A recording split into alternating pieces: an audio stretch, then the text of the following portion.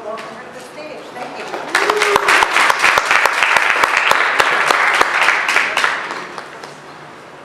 Good evening. My name is Corrine.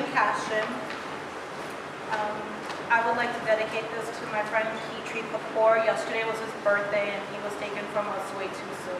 He's a very powerful advocate for women. When my cousin was 4 years old, after he had been nagging my aunt for something outlandish, she told him it was impossible. He replied matter-of-factly, "Call Corrine. She specializes in impossible." He knows I don't believe in impossible. It doesn't exist for me. Things are hard until they aren't, it's dark until it's light, it hurts until it doesn't. I can tell you some situations you might think were impossible to get through, like growing up in Brooklyn with an empty fridge. But I'd follow that up with another story about my 9-year-old self telling my mom we needed food stamps. My mother told me she was embarrassed that people would judge us. I asked her, "Are those people going to buy us food?" My mother applied for food stamps. I can tell you about how my mom did not open bills and how the power went out constantly, or how as a little girl when I questioned her, she would say, "Why should I open them if I don't have the money to pay for them?" In my anger, I would respond, "How is there money for cigarettes and all these other stuff, but not for Con Ed? How do you make these choices and ask your children to deal with the consequences?" But I'd follow that up with a story about how I'd buy bags of ice to put in the fridge until I was 12, because that's when I found out it was against the law to turn off the power if there was a diabetic with insulin in the home. And luckily for us, my grandma had diabetes. Even though she lived in Florida, she would visit and put her insulin which is exactly what I told the Con Ed representative when I called, and she turned our power back on. This unwavering belief in possibility likely started in the womb. After major complications at an unexpected home birth of my older sister, my mom was told she won't be able to get pregnant again because it's impossible. 4 months later, I'm conceived. The doctors discover me while they're examining my mother to prepare her for a hysterectomy. They tell her she can't carry me to term and offer to abort me. But my mother refuses, and I hold on. For the last 3 months of her pregnancy, from December to March, everyone wonders when I'll arrive. One day past my mother's due date, my grandma, who had spent the winter in New York City instead of in Florida, waiting for my arrival, leans over to my mother's stomach and says directly to me, "You're never coming out, I'm going home." I'm born at 8:55 the next morning. My mother doesn't even have to push. Once I'm ready, I jump out of her and into the world. The nurse witnesses this and screams, which alerts the doctor. Luckily, he's a catcher on the hospital's baseball team, and he catches me with one left hand.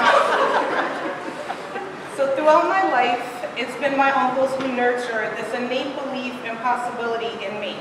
I love them so much. At 6 years old, I convinced myself that the horrors of my childhood aren't happening. I spent my summers with them in Florida, away from Brooklyn, and all the bad things that happened there. I'm not at all homesick. In Florida, there's so much sunshine, food, and so many hugs.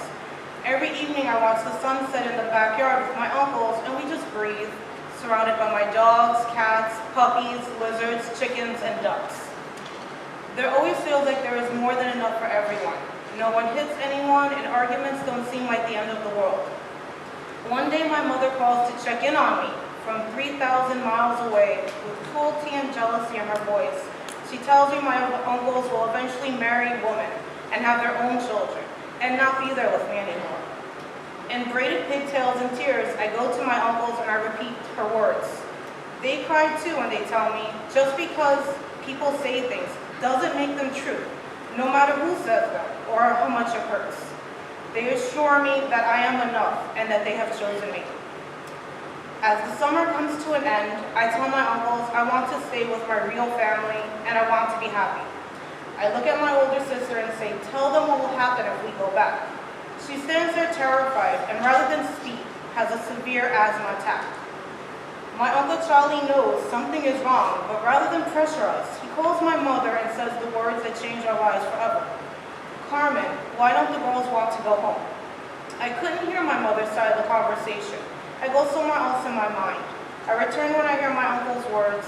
I'll be landing with them. I'm moving into the apartment. He isn't asking. There is no negotiation. We walk off the airplane, my sister and I each holding one of his big protective hands. I see how my mother looks at me. At the time, I think she's looking at me with hatred, but I understand now it was humiliation. She had assumed I told my uncles everything, but I hadn't. That night, my sister and I were afraid to sleep in our bed. We stand in front of Uncle Charlie, staring at him without speaking. He just opens his arms and holds each one of us on either side and says, "It's okay now, it's time to go to sleep." I pass out instantly. My Uncle Charlie is my protector, but my Uncle Jerry claims me as his own. He is my father, my Tio Papi. My biological dad is only around on occasion, but my Tio Papi is always there. When I begin puberty, he buys me my first stick of deodorant. It was Men's Mitchum unscented deodorant.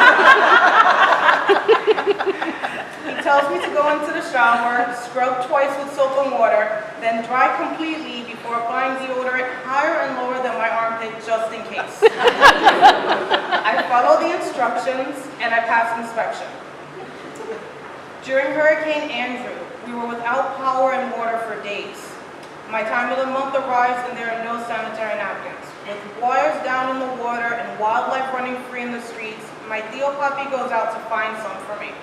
Hours later, he returns an absolute mess, but carrying a brand new package of sanitary napkins. He likely had to loot these to obtain them. Knowing him, he probably left the money in the store he took them from. Sometimes I ask my biological dad and my Tio Papi the same questions in an attempt to figure out who these men are and who I want to be. I asked both of them one time, "Why do you give money to homeless people that are panhandling on the street?" My biological dad says you should never give money to people you can't afford to support all the time. You're teaching them to be dependent instead of taking care of themselves. I listened to his answer without commenting, but now I understand why he doesn't pay child support. Then I call my Tio Papi, 3,000 miles away, and ask him the same question, and he replies, "You help people where you can, because sometimes the only help a person needs is what you can do at that moment. It does not make you responsible for every decision they make forever." That answer makes sense to me, and I decide that is my path, and it still is to this day. I've absorbed so much of my Tio Papi's heart, and I strive to make him proud with everything that I do. He gave rides to undocumented laborers to help them from being attacked and robbed by locals as they made their way home from work. I work with DACA students to help them obtain citizenship and become a little bit more safe in this country. I create a financial literacy program focused on wealth building through food and finance.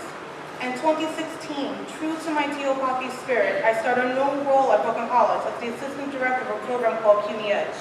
This program serves students on public assistance attempting to gain their education, and basic resources are always high in demand. So I put in a request to become a referral partner of Bottomless Closet. After attending orientation to become a referral partner, I know I need these resources for myself. I've just finished graduate school, and my wardrobe looks like it. I come to my first appointment extremely uncomfortable, but with this passionate belief about possibility and the ability to encourage others to reach for their full potential, how come I don't fully feel my own value? I learned from my biological parents to not be seen and was not protected by them. But I want to progress without the negative self-talk and walk with the strength and values my uncles bestowed upon me. Bottomless Closet offers me the option to skip the resume review since I've just landed a new job. But with these questions in mind, I say I want the full Bottomless Closet experience so I can tell my students what to expect. I'm gifted with a resume review that offers me new ways to communicate my accomplishments. The experience of being fitted with clothes made me very aware of how difficult it is to receive good things, but I know I need them. And I ask myself, I've just finished graduate school and my wardrobe looks like it. I come to my first appointment extremely uncomfortable, but with this passionate belief about possibility and the ability to encourage others to reach for their full potential, how come I don't fully feel my own value? I learned from my biological parents to not be seen and was not protected by them.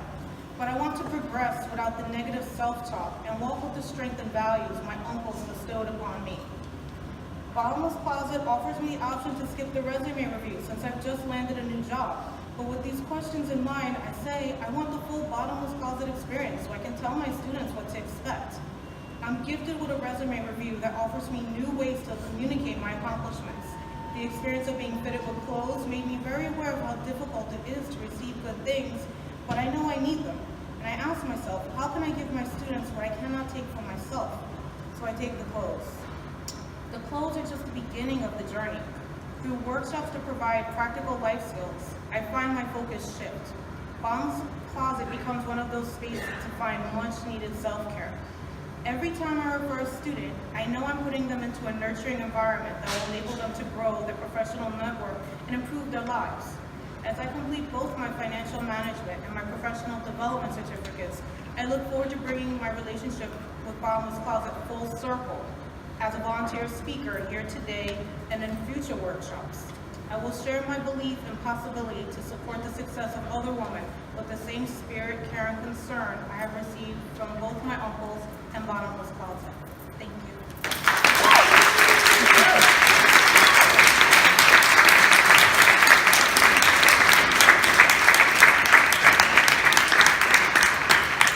Thank you so much. Through workshops to provide practical life skills, I find my focus shift. Bottomless Closet becomes one of those spaces to find much needed self-care. Every time I refer a student, I know I'm putting them into a nurturing environment that will enable them to grow their professional network and improve their lives. As I complete both my financial management and my professional development certificates, I look forward to bringing my relationship with Bottomless Closet full circle as a volunteer speaker here today and in future workshops. I will share my belief and possibility to support the success of other women with the same spirit, care, and concern I have received from both my uncles and Bottomless Closet. Thank you.